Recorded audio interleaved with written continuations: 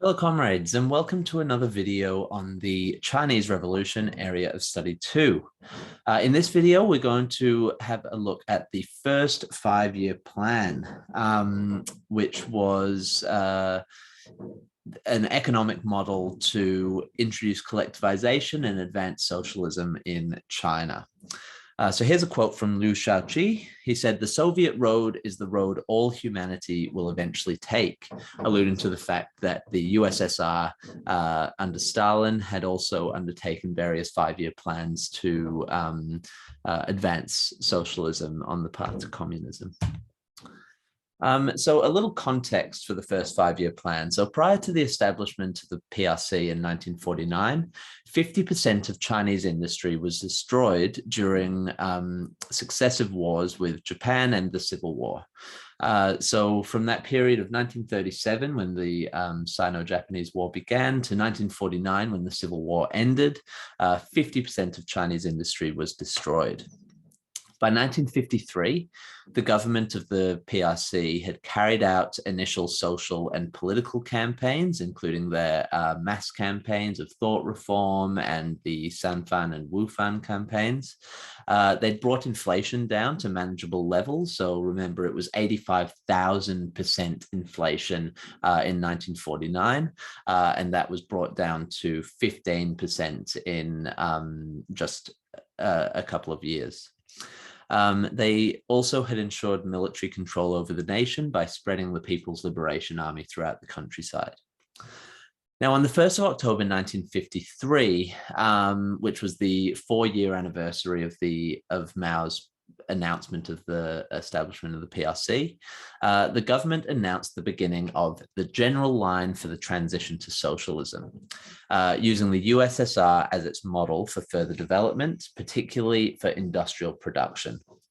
Following Stalin's example, the government drew up a 5-year plan to guide China into a new era of economic progress from 1953 to 1957. Now, here's a propaganda poster that is titled, "Study the Advanced Production Experience of the Soviet Union, Struggle for the Industrialization of Our Country." So we see a Russian communist explaining industrialization to this Chinese communist. So starting off with industrialization. So central to the 5-year plan was the construction of 700 new industrial enterprises. These included oil refineries, coal mines, power stations, as well as improved transport infrastructure, so railways and railway infrastructure. Heavy industry received 89% of the government's budgeted capital for the production sector, while manufacturing industries received just 11%. So heavy industries include things like steel and ironworks, mining, concrete, electrical supplies, oil and petroleum, and machinery parts, while manufacturing industries, which received much less capital, included everyday goods and consumables. Over 10,000 Soviet engineers and advisors helped build the new industrial plants and install Soviet-made machinery. So if we go back to that propaganda poster, this is meant to represent one of those 10,000 Soviet advisors. Also, about 28,000 Chinese communists went to the USSR for training. The 5-year plan set production quotas and regulated them through a central administration.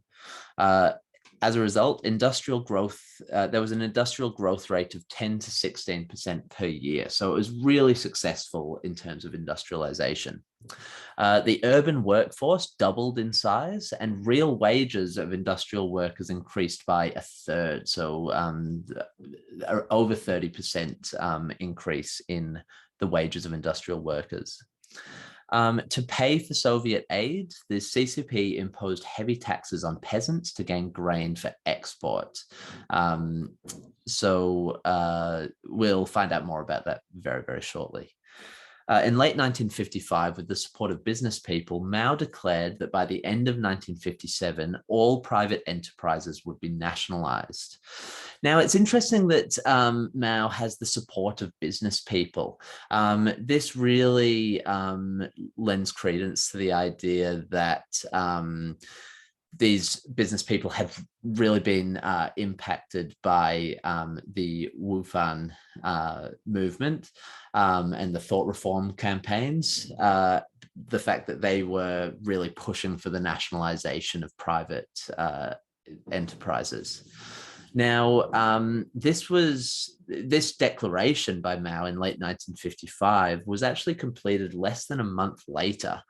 And on the 15th of January 1956, a rally at Tiananmen Square was attended by 200,000 people to celebrate the triumph of socialism over capitalist private enterprise. So 15th of January 1956 is when all private enterprises have been nationalized.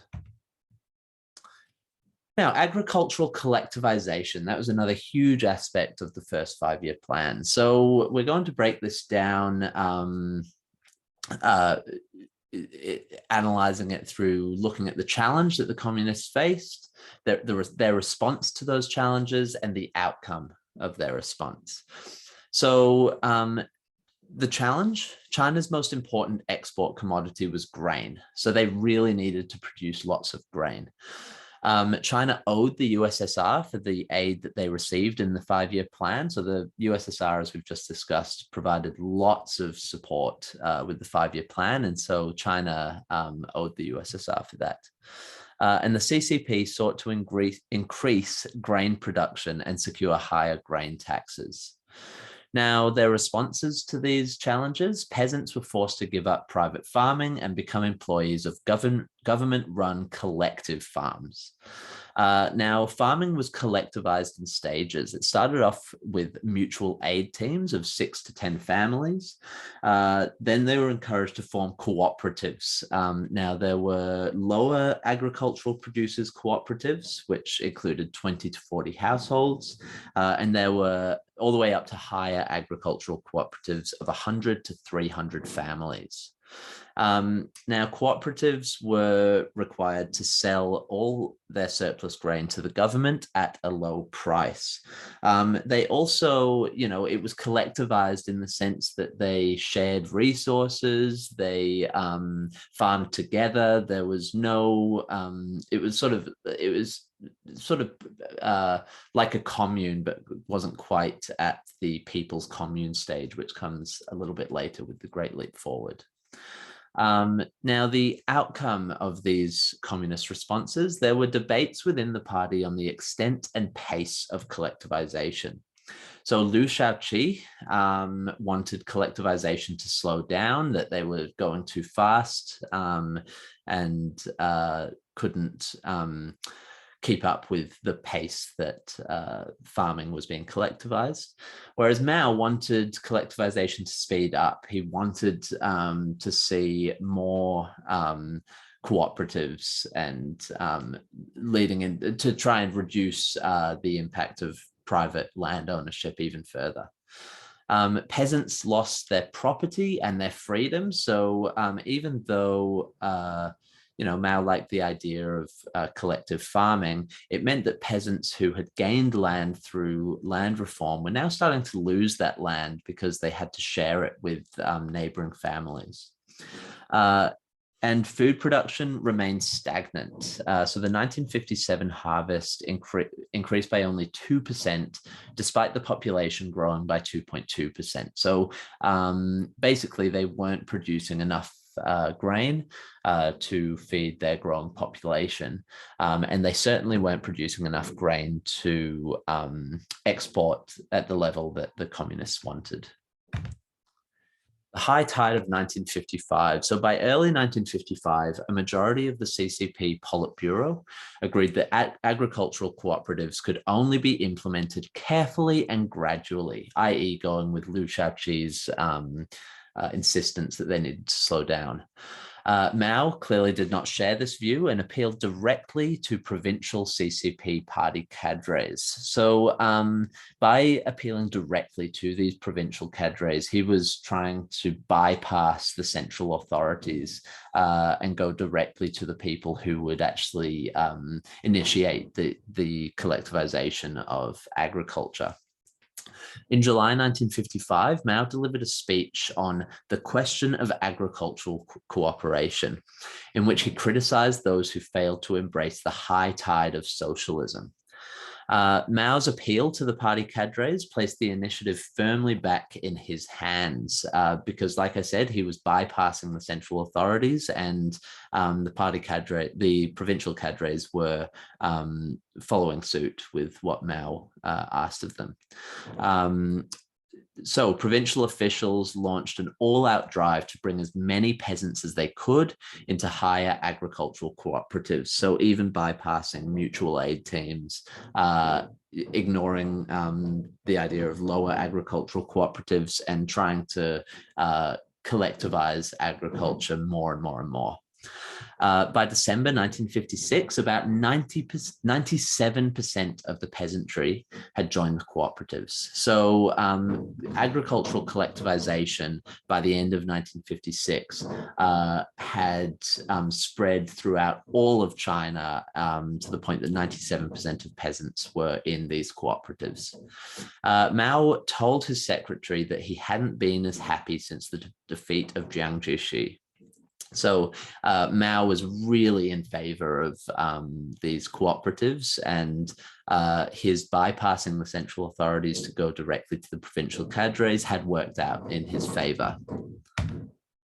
The 8th Party Congress. So at the 20th Party Congress in Russia in February 1956, Nikita Khrushchev, the new leader of the USSR, denounced the crimes of deceased Soviet leader Joseph Stalin, particularly noting his cult of personality. So by cult of personality, what we mean is sort of like the idolizing through propaganda of a personality. So Stalin used lots of propaganda to grow his personality in a similar way to how Mao, lots of propaganda in China had lifted Mao's cult of personality, with lots of people being influenced by such propaganda. Now, Deng Xiaoping and Zhu Dai were in attendance at the Soviet Congress. And so Mao rightly feared that Stalin's flaws and Khrushchev's denunciation of Stalin might be measured against his own, and that there may be some consequences from the Deng Xiaoping and Zhu Dai's attendance at the Congress. Now, in September 1956, the CCP held their 8th Party Congress. This is slightly confusing because you'll notice when we learn about the Great Leap Forward that there was also the 8th Party Congress in 1958. I've double checked, and that is true. There were 2 8th Party Congresses, one in 56 and one in 58. So at the 8th Party Congress in September 1956, the CCP moved to limit the emergence of a cult of personality in the PRC. Direct references to Mao Zedong thought as the CCP's guiding doctrine were dropped from the CCP constitution, and a new leadership team emerged, headed by Liu Shaoqi, who was far more of a moderate, as we could see from his urging to slow down collectivization, as well as Deng Xiaoping. On the surface, Mao seemed to accept these changes, declaring that he would move to the second line of leadership. But this was a clear setback for Mao, and one that he would try to right with the 100 Flowers campaign, which will be our next video. So I hope you found this video interesting and useful, and I will see you next time.